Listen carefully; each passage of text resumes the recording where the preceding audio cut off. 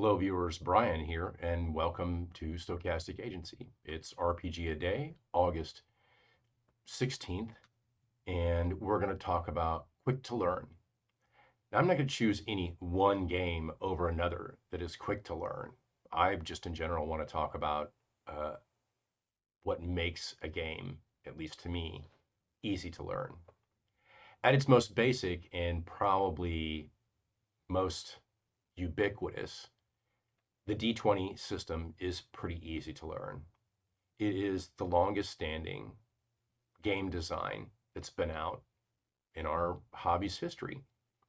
Everything going back into what is now referred to as the old school revolution or OSR, whatever it is. These games even use even fewer rules than most of the modern versions. And they don't use fewer rules because of a particular bent on complexity versus simplicity, although that is a major part of it.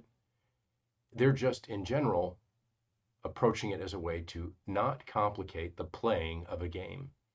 The more you need to learn, the more aspects that the game can be modified or a single die roll can be modified. And that's an important thing to also talk about is the use of just a single die to resolve an action, whatever it might be. The fewer steps in gameplay often contribute to the ease of learning of any role-playing game. The more steps one needs to take, the more of the process one needs to learn and absorb, and then, during play, execute. This all goes back to we like games that play fast, and therefore games that are simpler are faster. In a sense, yes, they are, but there are other ways in which simple games can also be complicated. Their vagueness can often lead to debating what's going on. And so it's why I'm picking this kind of approach to quick to learn. We're all different when it comes to learning something.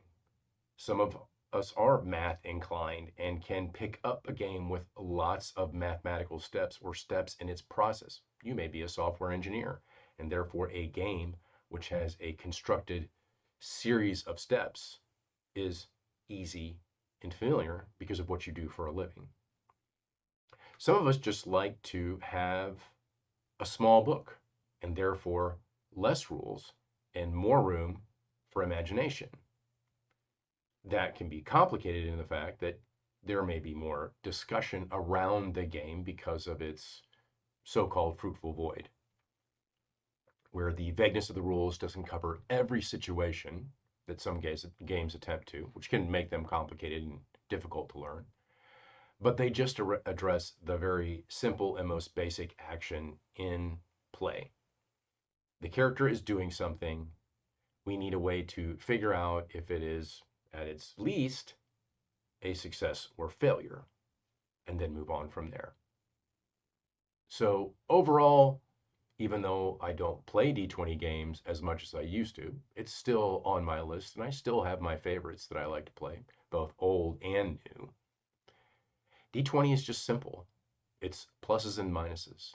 There's not a lot of derived attributes based on I have these two stats and it makes this stat, and that stat gets divided in half to make this stat, so on and so forth. So overall, the system in general is easy to learn. It may be hotly debated about the quality of the system or the creators of the system, but that's pretty much irrelevant. As a set of rules and guidelines, it's a little hard to beat.